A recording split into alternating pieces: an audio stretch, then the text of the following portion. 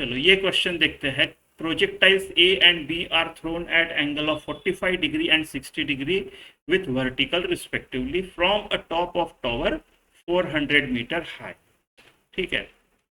If their ranges and time of flight are same, the ratio of speed of projection क्या होगा।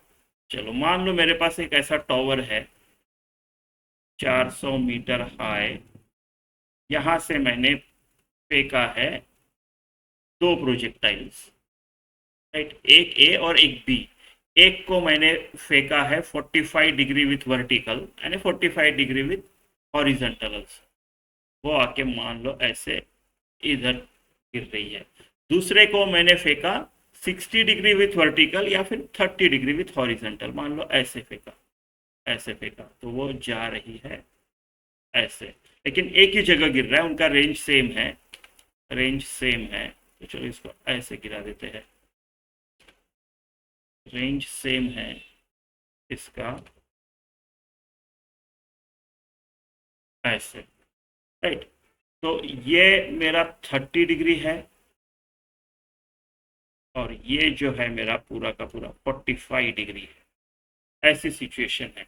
मेरे को दिया क्या है कि रेंज सेम है उनका, रेंज सेम है, right, range and time of flight are same.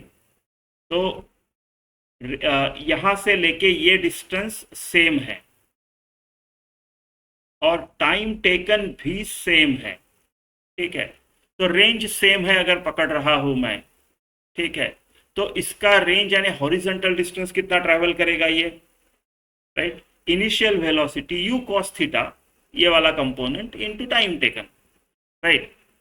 तो r1 R A equal to R B अगर लिखता हूं मैं, तो V A which is speed of projection initial velocity, right, u cos theta का ये into cos theta, R A यानी कौन सा, चलो इसको ए बोलते हैं, इसको बी बोलते हैं, तो कॉस 45, ये हो गया मेरा horizontal component of initial velocity into time of flight. चलो मान लो इसने ए लिया, टी ए लिया, तो इसका वी बी और इसका जो हॉरिजेंटल कंपोनेंट आएगा वो क्या आएगा, cos 30, V B cos 30 into मान लो इसने टाइम टी भी लिया।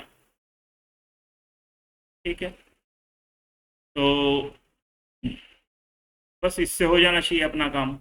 उन्होंने क्या बोला है, time of flight is same, तो T A equal to T B बोला है उन्होंने, तो उस हिसाब से, राइट, उस हिसाब से ये दोनों इक्वल है, तो काट सकता हूं मैं।